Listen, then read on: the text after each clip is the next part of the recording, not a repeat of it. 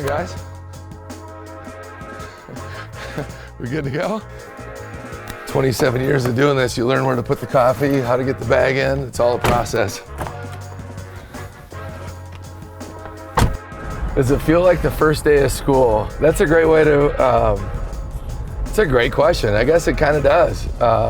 We've been at it for 5 weeks. So the first day of school for us truly does feel like the first day because it is such a good feeling to get all the guys coming back and to see all the students on campus. It's when they come back for real, things get real quick. And then of course now, we've been able to work our guys out for up to 8 hours a week. But it does have that feel to it. I think no matter how long you've been doing it, and this is year, I'm feeling old saying this. You're getting old when the candles cost more than the cake. But this is year 27 for me, which is pretty wild. Year 12 as a head coach. And you still get that excited feeling, certainly that feeling of Christmas or that first day of school type of thing, where it's on now. And, it's exciting to get it back on the floor, and we're gonna find out who has what it takes, and really excited about this group. I do have some butterflies, and it's a little bit of everything. I mean, I think no matter, when your heart's in it and you love to do it and you're around people that you truly enjoy being around and you want them to have success, and I'm talking about, of course, our players, but also our coaches and our staff and our administration and our fans. And it's all of the above. So there's always some butterflies, a little bit of anxiety, and I think that's a good thing. And so we're excited to work our hands to the bone for these guys and for everybody involved, and it is everybody that's involved. And when we signed on here 16, 17 months ago, we're here to get this program back on top, and that's what we're aiming every day to do. I'm excited for the challenge, and I think that's as a college basketball coach, or really any college coach, you're certainly the coach, and you have the strategy, and we have a lot of different types of players. We're a very different team this year. But in college athletics, you're not only are you the coach, in a lot of ways you're the GM as well. And certainly it's different than pro sports in that you don't have a draft. You don't get to, if you have the 4th pick in the NFL draft or the 4th pick in the NBA draft, you're going to get one of 4 players. In college basketball, you can choose who you recruit, but that doesn't mean you're going to get them.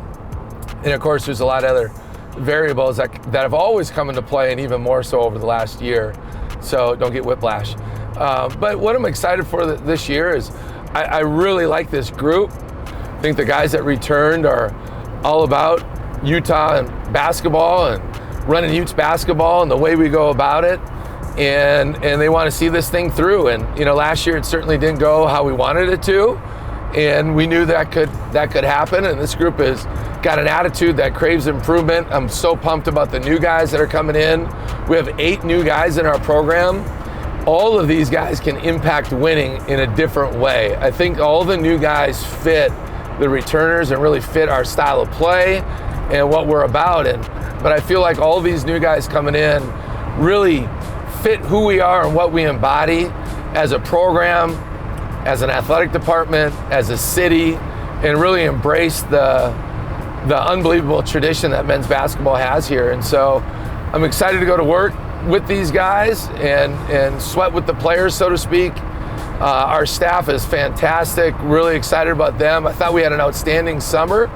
And I just took a really long trip actually overseas about 10 days ago, and I watched all of our summer practices in order. And it was fun to see how you could literally tell from practice to practice, and certainly week to week, the improvement of our guys. So it's a great group.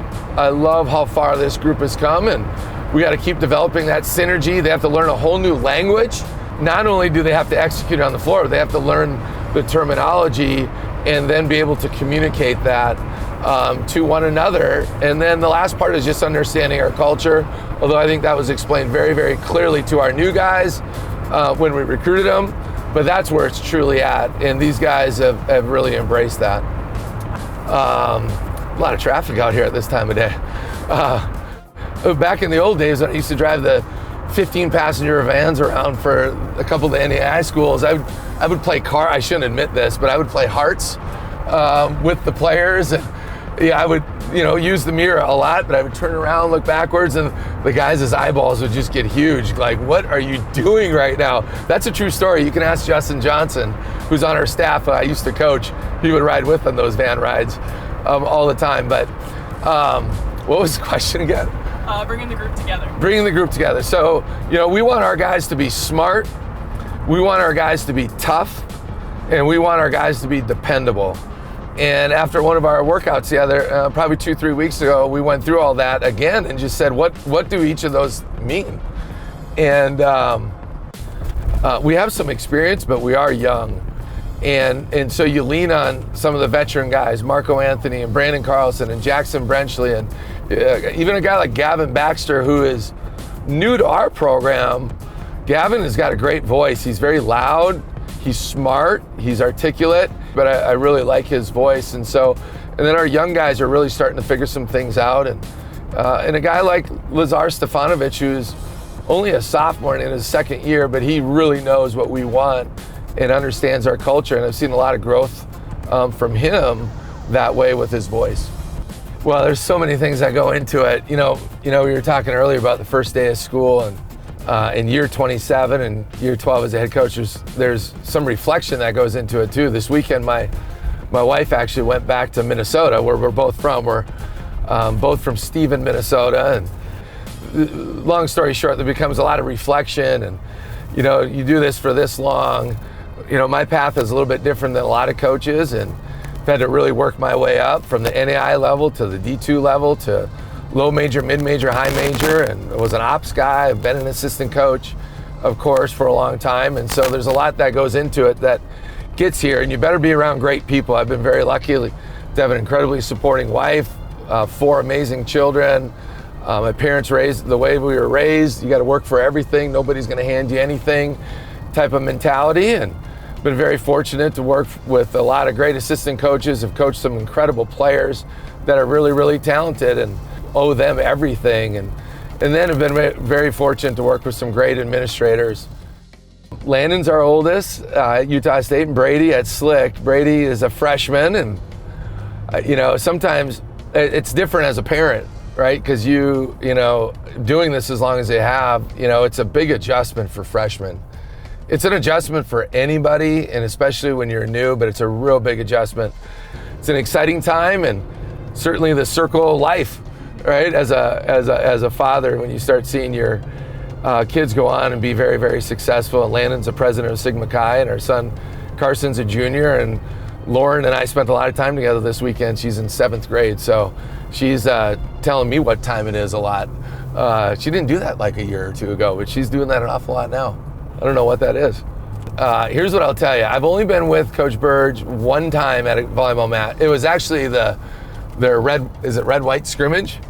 And he was talking all the lingo, like volleyball to me, it's like bump, set, spike. And she's like, you got the 6-1 offense and the 5-1 and 6-2, and we got to rotate to the wheel hammer. And I'm like, I don't know what, I was dizzy listening, So, but I do know this, and, I've known Coach for a little while, and I've seen him on the road. He's got his phone with, and, he's watching his kids play baseball, whatever app, and he's into it, and I think that's really important. And I tell him and our staff, we got to work till the work is done, and we got plenty of things to get done to get this thing back where we belong. But at the same time, you got to be a father and a husband. I think it's really, really important to be at the events that you can be at, and be a dad. Well, today we're going to roll in and have most of the practice planned, but I always try to plan practice the day before, and then I let it marinate overnight. And no wonder coaches don't sleep very well a lot of times, especially when practice begins. But I'll make a few adjustments to the practice plan. We'll meet as a staff, then we'll watch film as a team. Today, then the guys will go lift, and then we'll have practice, and we'll get after it. And then after practice, of course, we'll watch the practice on film. When you miss things as a coach when it's live, and I also think players think they're doing a lot of things, and then go see it on film, and the film don't lie, just like the camera doesn't lie. Like, you know, the camera doesn't all of a sudden make me have hair and hide my wrinkles. And so it's a full day, but it's an exciting day. You know, we gave the guys a very mini break at the end of last week, so it'll be fun to get everybody back together. And then tonight, my son will play in the top 50 league at Slick, actually, and I'll pick my wife up at about 10 o'clock tonight and hopefully get a good night's sleep and get back after tomorrow. So feel amazingly fortunate to be able to be the men's basketball coach at the University of Utah, and feel like the luckiest person on earth to be able to do what I do and have it as a job when it's your passion and it's what you love to do. So excited for the big day and can't wait to get rolling.